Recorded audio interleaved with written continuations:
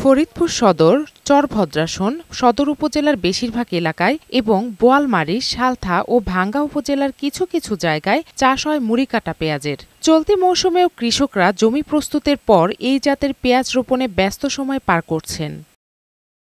তবে কৃষকরা বলছেন, স্থানীয় বাজারগুলোতে সারের কৃত্রিম সংকট দেখিয়ে অতিরিক্ত দাম নেওয়া হচ্ছে, যার প্রভাব পড়তে পারে মুড়িকাটা পেঁয়াজের আবাদ ও উৎপাদনে। সার পাওয়া যায় না, সারের দাম বেশি, 1050 টাকা বস্তা, এনে 2000 টাকা পাই না। সার, ডিজেল, ওষুধের দাম দিচ্ছি, আমরা একটু কম পাই, তাহলে আমরা একটু নবমান্য হই আর। যদিও অভিযোগ অস্বীকার করে ডিলারদের দাবি, তারা নির্ধারিত মূল্যেই সার বিক্রি করছেন।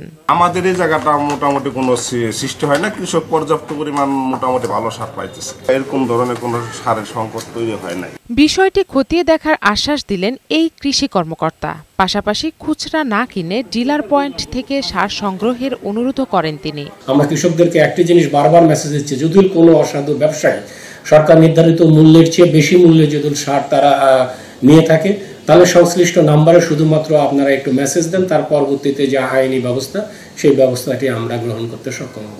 ফরিদপুরে এবার 5285 হেক্টর জমিতে মুড়িকাটা পেঁয়াজ আবাদের লক্ষ্যমাত্রা ধরা হয়েছে, যেখানে সম্ভাব্য উৎপাদন হতে পারে 83,000 মেট্রিক টন।